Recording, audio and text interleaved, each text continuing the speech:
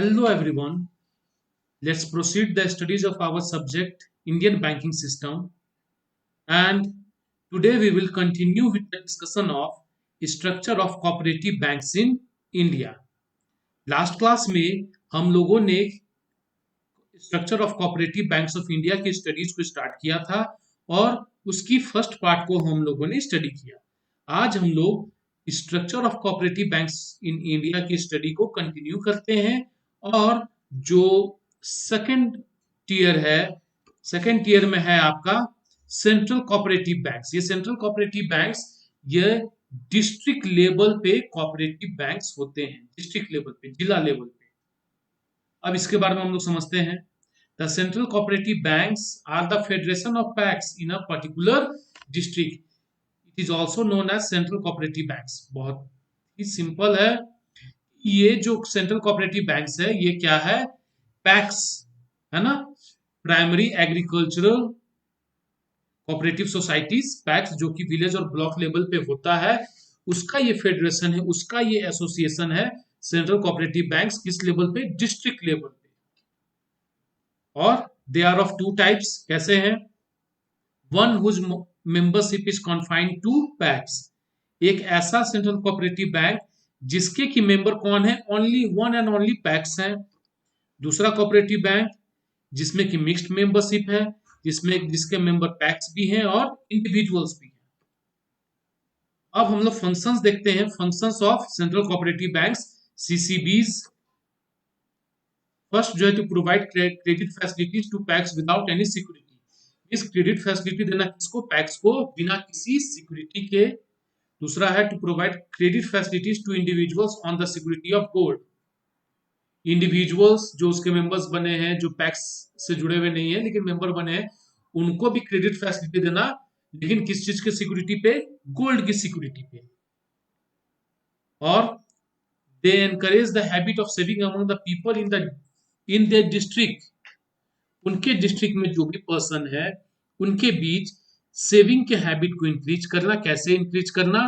Higher rate of interest देना। किससे? Commercial bank से। मीन कमर्शियल बैंक, अगर कोई commercial bank for example 3.5% interest दे रहा है सेविंग बैंक अकाउंट पे, तो ये कहेगा नहीं, yes I will pay you 4% interest. इस तरीके से उन लोगों के बीच, जो उस क्षेत्र में, जो पर्टिकुलर डिस्ट्रिक्ट में लोग हैं, उन लोगों के बीच सेविंग के हैबिट को इनकरेज करना। और नेक्स्ट जो है, they help in solving the problem of packs and also control and supervises the working of PACS. Means PACS में अगर किसी तरीके का कोई प्रॉब्लम आया है, देन उसको, उसकी समाधान करना, साथ में उसके काम को कंट्रोल और सुपरवाइज भी करना। किसके काम को? पैक्स को, primary agricultural cooperative societies. Next है, they try to maintain monetary balance among the PACS which are under their jurisdictions. For मतलब मॉनेटरी बैलेंस करता है कौन? पैक्स। जो पैक्स उनके अंतर्गत आते हैं, उनके ज्यूरिस्डिक्शन के अंदर आते हैं। कैसे मॉनेटरी बैलेंस को मेंटेन करता है? ट्रांसफर करता है फंड्स को। मान के चलिए किसी एक पैक्स में जहां फंड डेफिसिट है, उस जो डेफिसिट पैक्स है, उसमें उस पैक्स से फंड ट्रांसफर करना जिसके पास सरप्लस फंड है। मीन सरप्लस है जहां, वहां से ट्रांसफर कर देना कहां? डेफिसिट पैक्स पे। ये मॉनेटरी बैलेंस मेंटेन करता है कौन? Central cooperative bank, CCBs. किसके लिए? पैक्स के लिए। They assist in proper utilisation of reserve funds lying with the PACS. Means reserve fund जो पैक्स के पास है, जो रिजर्व फंड होता है वो क्या, कितने का होता है? 25% ऑफ प्रॉफिट। उसको सही से उसका यूटिलाइजेशन हो सके। नेक्स्ट जो है, capital structure of central cooperative banks. इसके कैपिटल स्ट्रक्चर के बारे में फर्स्ट जो है, the capital structure and working capital structure of CCB consist of the share capital which they acquire after selling their shares to individual and PACS which are under their jurisdiction.